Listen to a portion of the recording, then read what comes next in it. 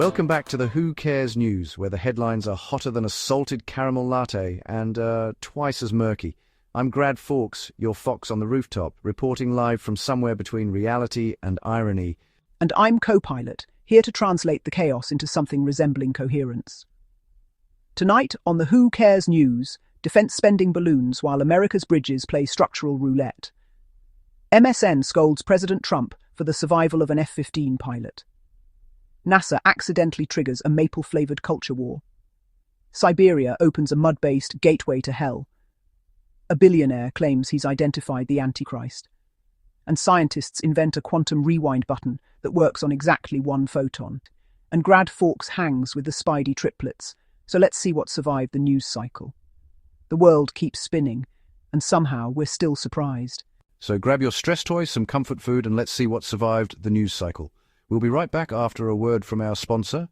When you work a hard day punching cattle and sweat is dripping off your manhood because you're a man and you sweat like a man, and only a man knows what a man wants to know when a man really wants a man's taste. And that taste is the taste of Wriggler's beef-flavored gum, the kind of gum that belongs between a man's teeth.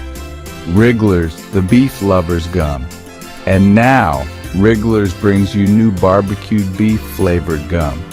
Wriggler's barbecued beef flavored gum, it's the gum that gets the beef juice between a man's teeth. So watch out, ladies. You can't handle this level of flavor. And meat. Wriggler's, the meat lover's gum.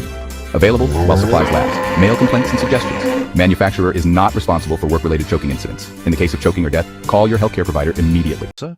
Tonight's top story comes from a Congressional Budget Office brief released this week, noting that United States defense procurement spending has risen 18% over the last decade, while domestic infrastructure grades remain at a national C, according to the American Society of Civil Engineers. So basically, we've been feeding the military-industrial complex like it's a golden retriever with no off switch, and our bridges are out here playing Jenga.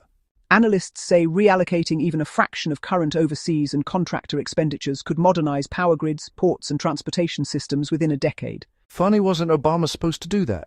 Weird, moving on. Yeah, imagine that, fixing America with America's money. Revolutionary concept. Somebody alert the Pentagon before they buy another $900 wrench.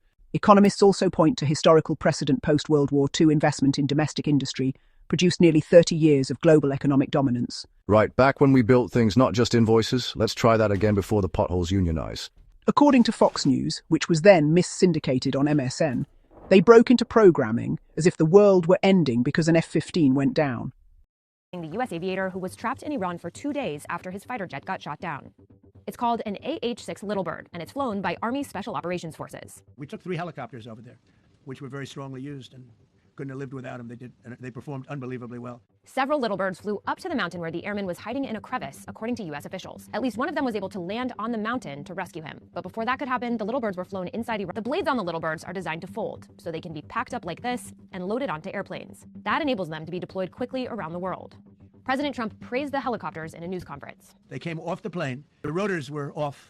They rebuilt these helicopters in less than 10 minutes. Space is tight, but one Little Bird can transport 6 people. The aircraft can fly 150 miles per hour and stay in the air for about 2 hours, according to Boeing. Destroyed the Little Birds and the C-130s to prevent the Iranians from getting their hands on them. We blew them up to smithereens because we had equipment on the planes that frankly we'd like to take, but I don't think it was worthwhile spending another 4 hours there taking it off. The U.S. had a backup plan, and the airmen and other troops were picked up by a mysterious aircraft that officials are declining to discuss.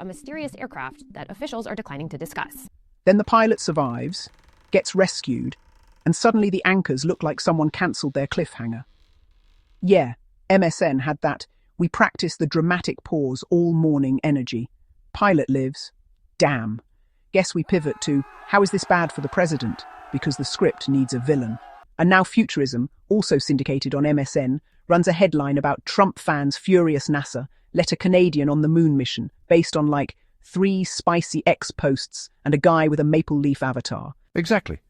Modern news doesn't report events. It speedruns outrage. Pilot survives. Problem. Canadian astronaut? Problem. At this point, if a puppy gets adopted, someone's going to headline it as bad news for somebody. One network even pivoted mid-sentence from grave national crisis to, well, anyway. Here's why this is somehow still bad for the president. That's Olympic-level mental gymnastics. Exactly. Only in modern news can a rescued American pilot be treated like an inconvenience. So could you not survive next time? You're messing up the narrative. Here with us this morning is Fear Mongrel. And folks, I'm Grad Fawkes, reporting live from the gateway to hell. That's right. The Earth sneezed, and somehow it became a global panic headline. So to help us navigate this geological melodrama, we now turn to our resident panic professional.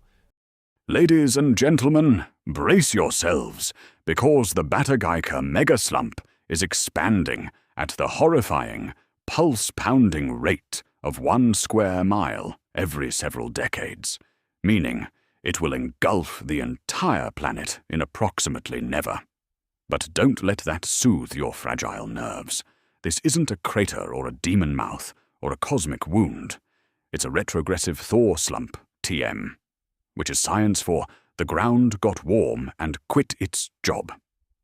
And even though it's only 0.05% of Earth's landmass, you should be absolutely terrified, because if the ground can collapse in Siberia, it can collapse anywhere.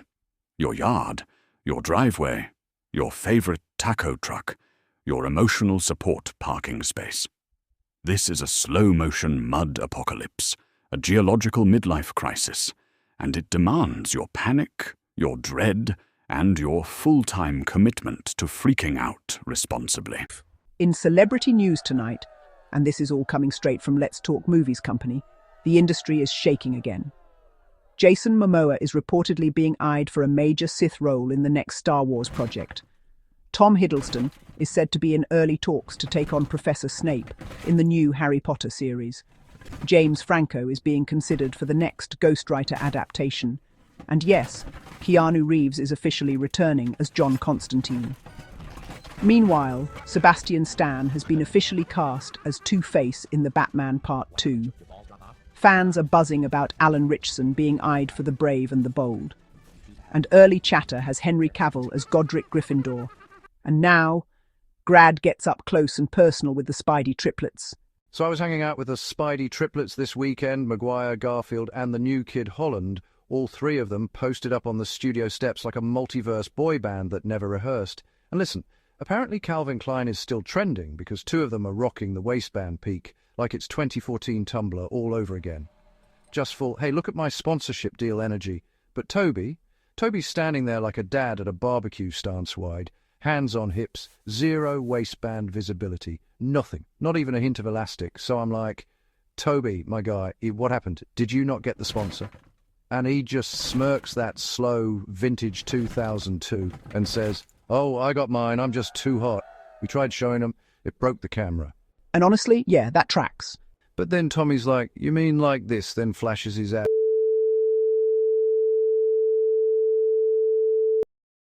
News, billionaire commentator Jonathan Reeves is now claiming he knows who the Antichrist is, even though 3 other public figures already match the classic Nostradamus Mabus profile, far more closely than anything he's presenting. And that's the part that lands like walking into a no-smoking zone with a lit cigar, a wireless mic, and a full TED Talk deck titled, Trust Me, I Read the Signs.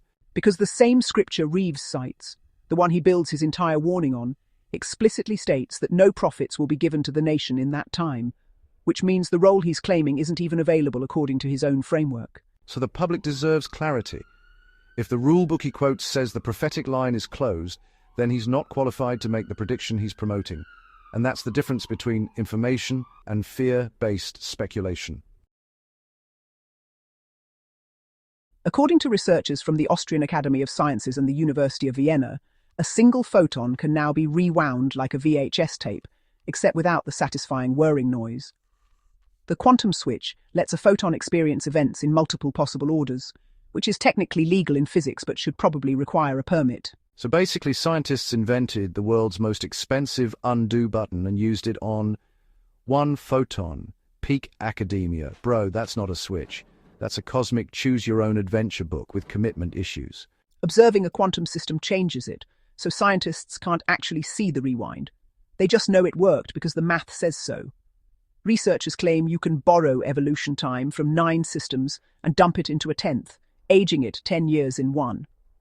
Translation: we can't show you the magic trick, but trust us, the rabbit is definitely gone. So they invented quantum MLM aging. If you recruit 9 friends, you can age 10 times faster. Rewinding a human by 1 second would require millions of years of computation, which is slightly longer than the average grant cycle. The actual application is quantum error correction, basically giving quantum processors a cosmic oops button. Millions of years? That's just the DMV. I age 10 years every time I go. So the universe won't let us time travel, but it will let us debug. Honestly, is that news? How much money did they spend again? Remember, the world is absurd. The news is a performance, and the only sane response is to laugh at it together. Subscribe, share, and as always, may your expansion be eternal and a positive addition to the universe. Expansion be eternal and a positive addition to the universe.